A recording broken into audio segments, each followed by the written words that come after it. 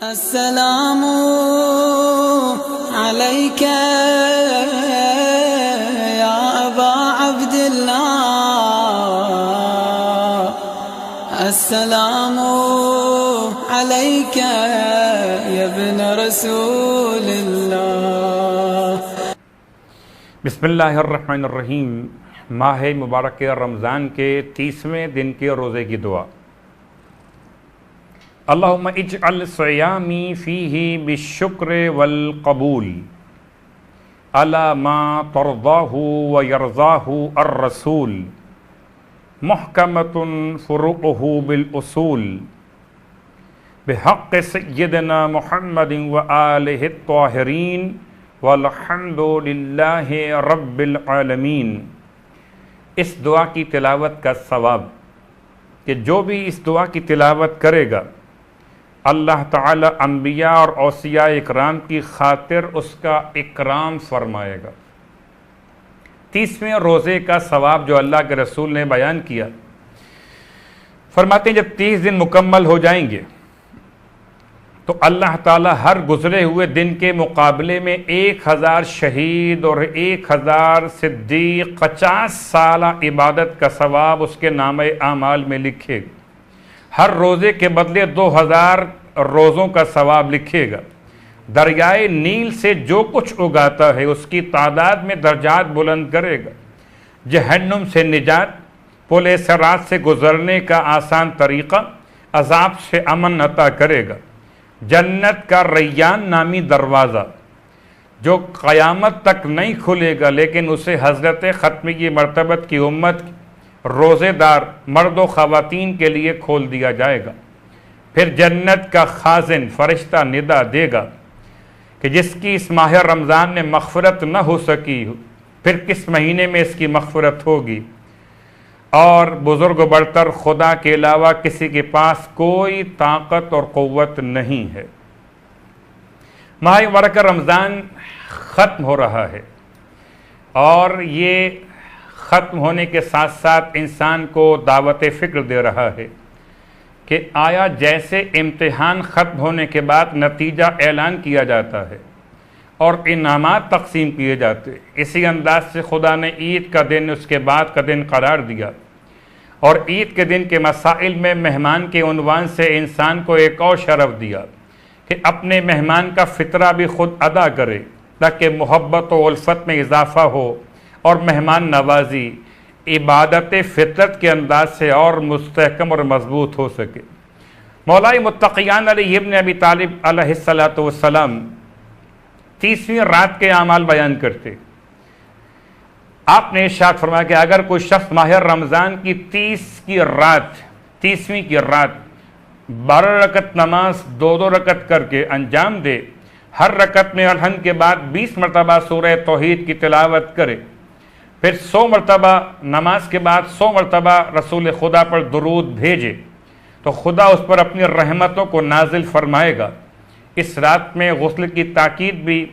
और वह दुआ जो अल्लाह के रसूल पढ़ा करते थे।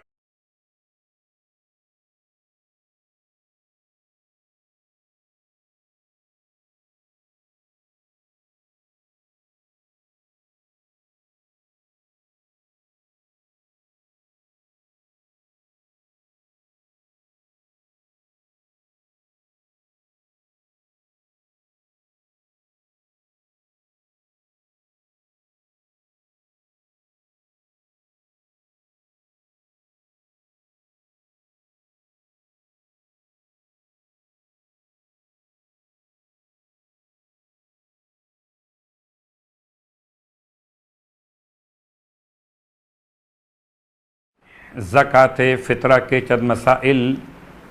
आग़ाए सिस्तानी के फतावा के एतबार से तकरीबन ये वो मसाइल जो दीगर मराज-ए-उज़्ज़ाम के लिहाज से भी करीब करीब वाक़े हुए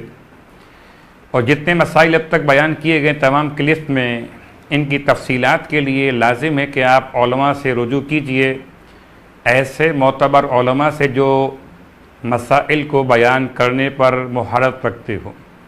या ऐसी कुतुब से रब्ता कीजिए जिनमें मसाइल बाकायदा मराज-ए-उज़्ज़ाम के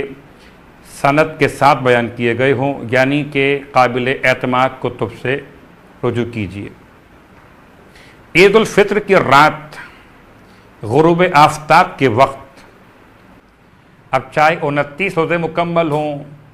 और फिर चांद नमूदार हो जाए, या 30 रोज़े मुकम्मल हों चांद नमूदार हो, गुरूब आफ्ताब के वक्त जो शख्स बालिग और आकिल हो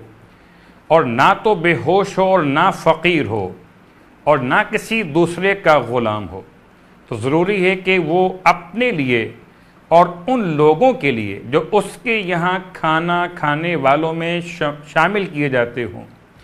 फ़ी कस 1 सआ, यानी इसके बारे में कहा जाता है कि तकरीबन 3 किलोग्राम होता है, इन ग़िज़ाओं में से जो उसके शहर या इलाके में इस्तेमाल होती, मसलन गेहूँ या जौ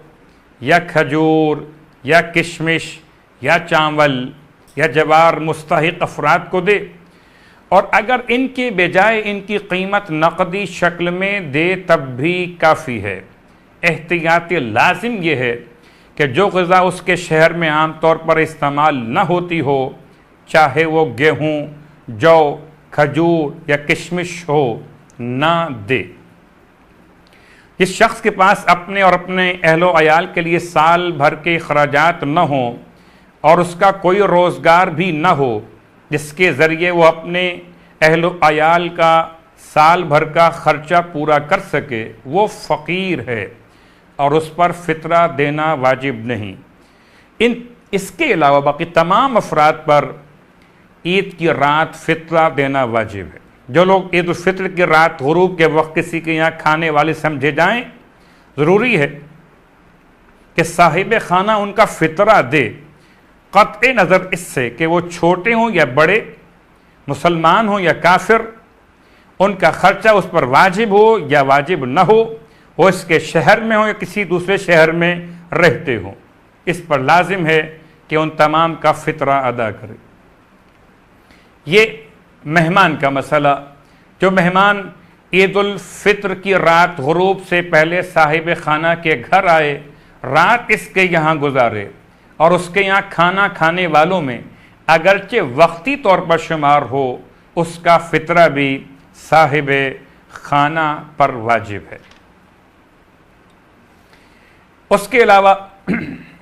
ज़कात फ़ितरा के मसारिफ़ वही जो ख़ुद ज़कात के मसारिफ़, लेकिन एक बात याद रहे कि गैर सैयद किसी सैयद को फ़ितरा नहीं दे सकता, हत्ता कि अगर सैयद उसके यहाँ खाना खाता हो और वो सैयद का फ़ितरा ख़ुद निकालता हो, तब भी वो इस निकाले गए फ़ितरे जो सैयद का फ़ितरा है वो किसी दूसरे सैयद को नहीं दे सकता। उसके अलावा फ़ितरा एहतियात वाजिब की बिना पर फ़कत उन शिया इस्ना अशरी फ़ुक़रा को देना ज़रूरी है जो इन शराइत पर पूरे उतरते हों जिनका ज़िक्र ज़कात के मुस्तहिक़ीन में बयान किया जाता है। और अगर शहर में शिया इस्ना अशरी फ़ुक़रा ना मिलें तो दूसरे मुसलमान फ़ुक़रा को फ़ितरा दे सकता है, लेकिन ज़रूरी है कि किसी सूरत भी नासिबी अफराद को फ़ितरा ना दिया जाए। सूरह वल फज्र, रसूल खुदा सल्लल्लाहु अलैहि व आलिहि वसल्लम ने इरशाद फरमाया कि अगर कोई सूरह फज्र अपनी फ़राइज़ नमाज़ों में पढ़ेगा तो वो क़यामत के दिन इमाम हुसैन अलैहिस्सलाम के हमरा जन्नत में होगा। अगर कोई शख्स सूरह फज्र पढ़ेगा तो अल्लाह उसके 10 गुना ज़्यादा गुनाह मुआफ़ फरमा देगा और क़यामत के दिन उसे नूर अता करेगा। और अगर कोई मुश्किल और अहम काम दरपेश हो तो सूरह वल फज्र को 70 दफ़ा तिलावत कर लीजिए, मुश्किल हल हो जाएगी। परवरदिगार से इल्तमास के खुदा हमको माह मुबारक रमज़ान की दुआ और माह मुबारक रमज़ान के तिलावत कुरान का शौक़ अता फ़रमाए। वस्सलामु अलैकुम व रहमतुल्लाहि व बरकातुहू।